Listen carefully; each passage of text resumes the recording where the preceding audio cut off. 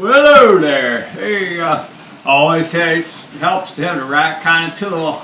Little grinder, grind these down right fast. I got these blacksmith hinges I'm making, or I had a blacksmith make them, and I didn't really like the taper on them. The edge is kind of sloppy, so we're cleaning these up and putting a nice taper on them.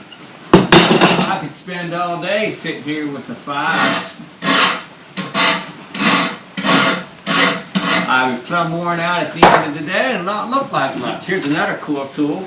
Rather than using steel wool, you take this little, it's in your drill, round, just buffs you right up, get the right tool.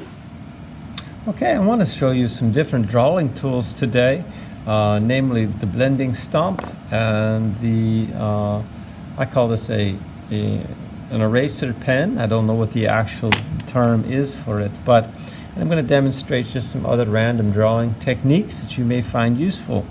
So I'm going to start with some pine trees in the background, and you just draw this that indicates the trunk, and then I like to take the side of, holding the pencil on this by the side rather than like this on the side. This is fine too, but this is a little sketchier. You may find that this works better after you get used to it for a time. It's kind of a I'm going to kind of draw to the left of the trunk, then to the right, to the left, right, and kind of going back and forth, getting this overall, and that's just putting in a little bit. I'm trying to do it very light, and then I take my blending stump and blend this in. And we want this to be soft because of atmospheric perspective.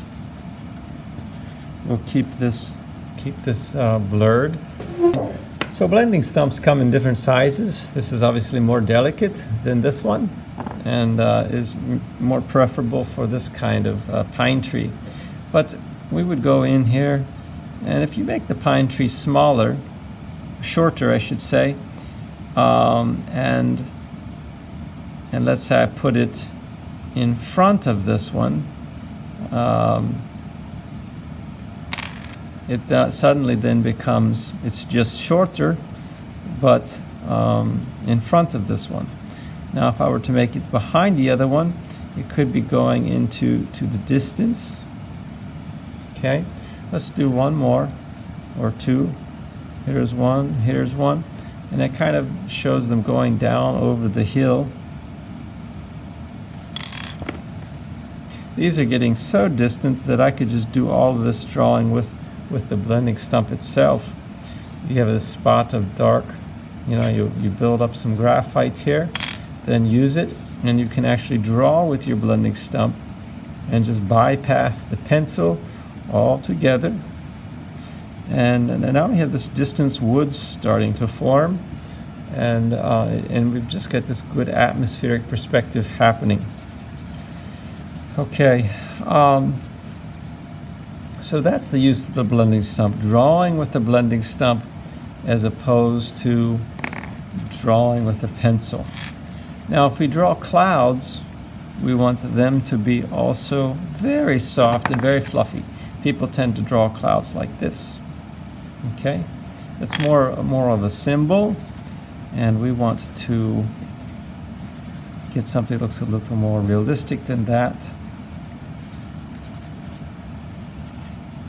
And notice the sun is here, making the shadows on the left side of the cloud, and the right side is bright. Your cloud will be biggest at the highest point, and as it goes down, the clouds get smaller. So let me just demonstrate sort of the size I would expect to see on these as they go into the distance.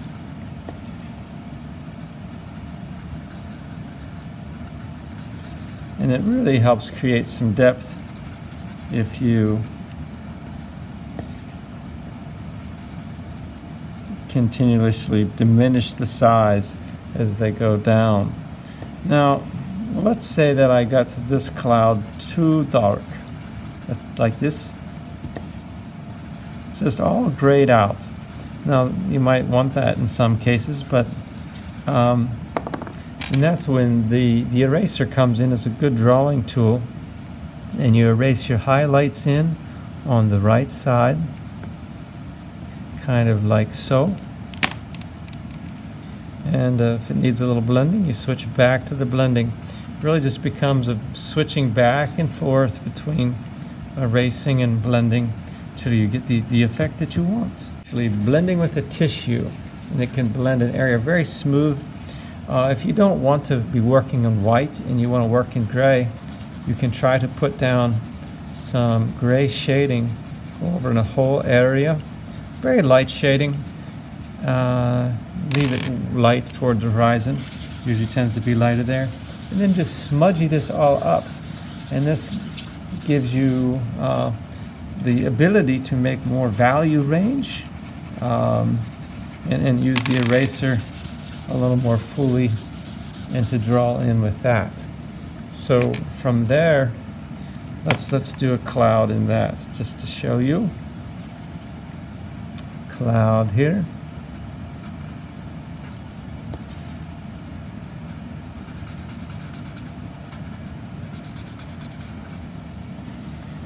Blend the left side.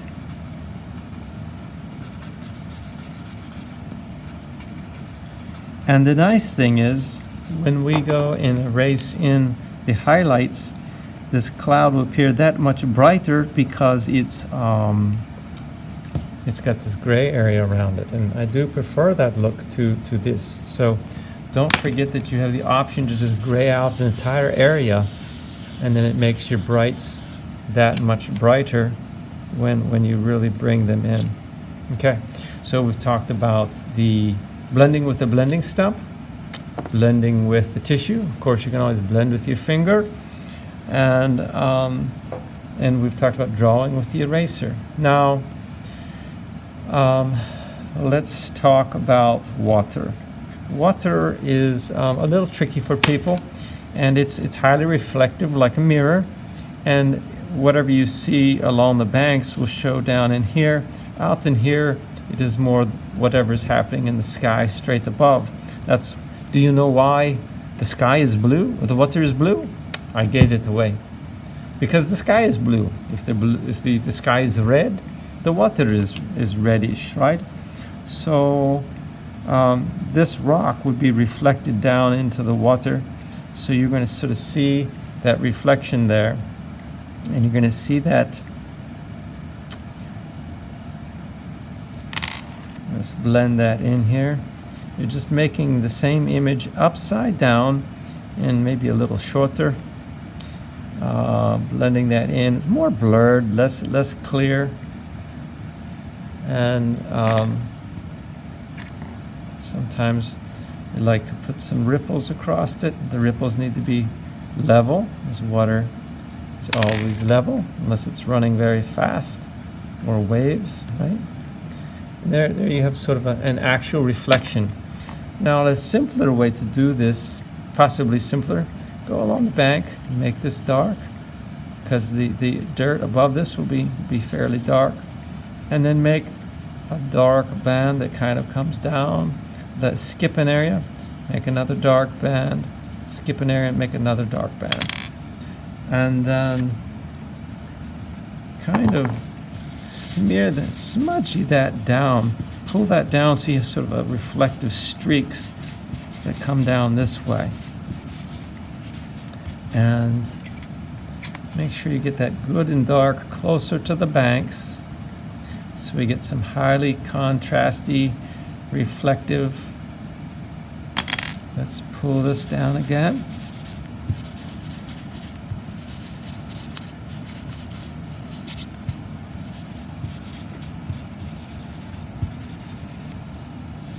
And you can see this mirror-like quality starting to happen. Okay, and you just keep adding some dark values until you're happy with the contrast level. Think value scale, where a nice transition from the dark to the lights. If you make it too abrupt, it will not look realistic. Yes. So that is, we've got the basic shapes here. We have the shading. Now we're going for some detail. and blending, of course, is there. Put some of these ripples in across this way, keeping them level. The more ripples you put in, the more it looks like the wind is blowing it, or there's a current. This is a pond, so it shouldn't be much current. And then you take your eraser and along the edges of a dark and light band, put in some ripples. And this is making it very ripply, probably almost too ripply there, but it's fun to do this. And if you overdo it, you can always just reblend it. And that's what I love about art. It's so forgiving. You just go play back and forth between a little light, a little darker, a little blending, a little erasing. And you can do this infinite amount of times until you're happy with your water effect.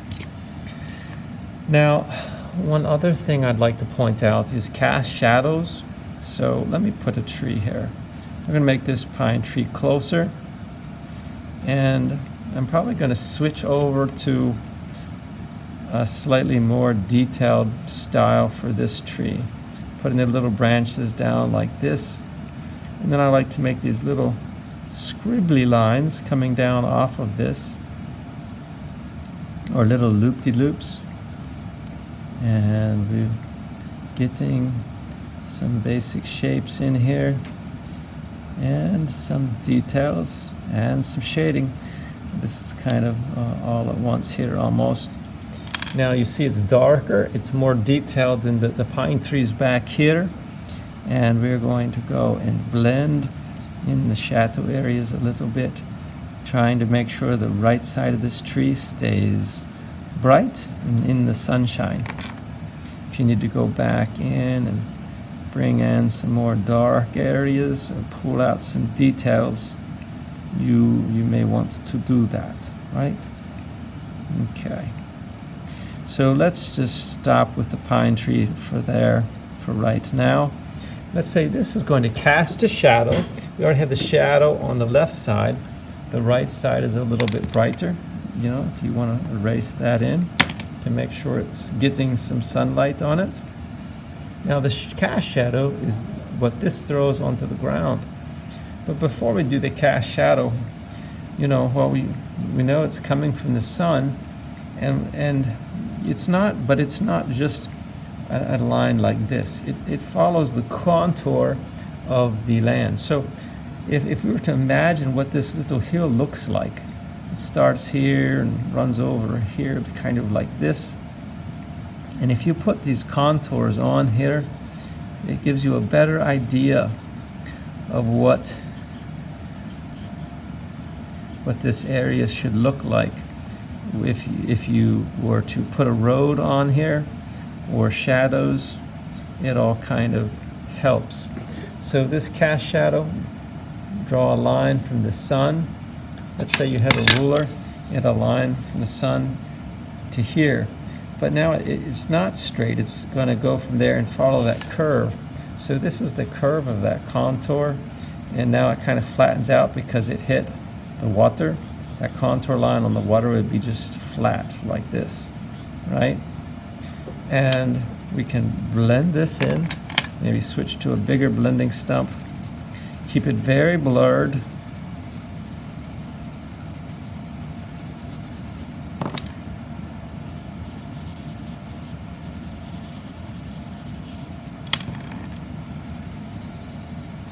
Okay. Just to point out the contour line one more time here. Let's say you want to make a fence go up along. Let's go with the road. Let's say you want a road to come up along here. You can't just make it do anything you want to. You have to make the road follow this line, and for the most part. So here it's small, way out in the distance. As it comes over here, the road gets bigger, and then maybe it makes a little curve here. This hill itself